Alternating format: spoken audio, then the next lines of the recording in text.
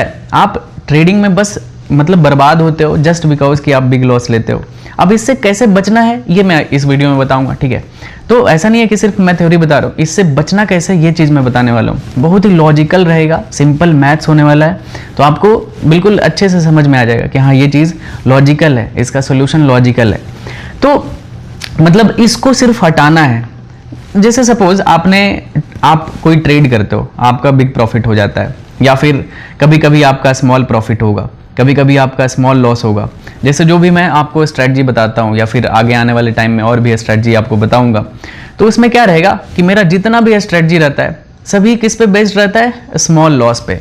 मतलब छोटे छोटे लॉसेस लेने के लिए मैं आपको सिखाऊंगा, क्योंकि मार्केट है, लॉस हो गई तो लॉस क्यों ना छोटा हो, सो दैट मैं दोबारा री एंटर करके उस लॉस को रिकवर करके मैं बड़े प्रॉफिट में कन्वर्ट कर सकता हूँ।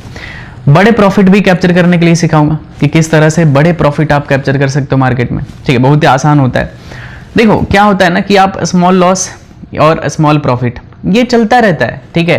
ये कभी स्मॉल लॉस हो जाएगा, कभी आपका स्मॉल प्रॉफिट हो जाएगा, मतलब ये दोनों में आपस में कैंसिल आउट होते रहेंगे। आपके अकाउंट में ये बचेगा, जो भी आप बिग प्रॉफिट करते हो ना, ये आपके अकाउंट का ग्राफ क्या करेगा, हायर हाइज में लेकर जाएगा। मतलब यहाँ से अगर सपोज आपने 1 लाख से शुरू किया तो जो भी 10 लाख तक आप लेके गए, तो ये धीरे धीरे किसके वजह से जाएगा, ये बिग प्रॉफिट की वजह से जाएगा। तो आपको कैप्चर क्या करना है, बिग प्रॉफिट।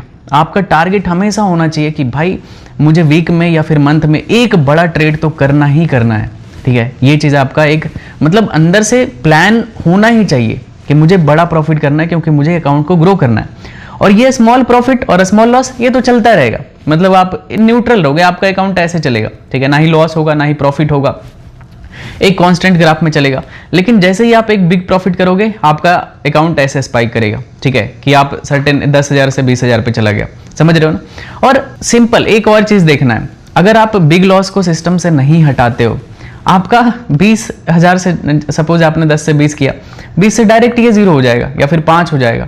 अब सोचो 5 से 10 करने में ही 100% का रिटर्न निकालना है, सोचो, समझ रहे हो ना। तो ये चीज होता है, यहाँ आपका लॉस 50% का हुआ है कि आपने 10 रुपया से 5 रुपया पे अकाउंट ला दिया है, लॉस 50% का ही हुआ है, लेकिन आप 5 से 10 करने में 100% का गेन करना है। तो ये सिंपल सा मैथ होता है, ठीक है। आई होप आपको ये चीज समझ में आया होगा।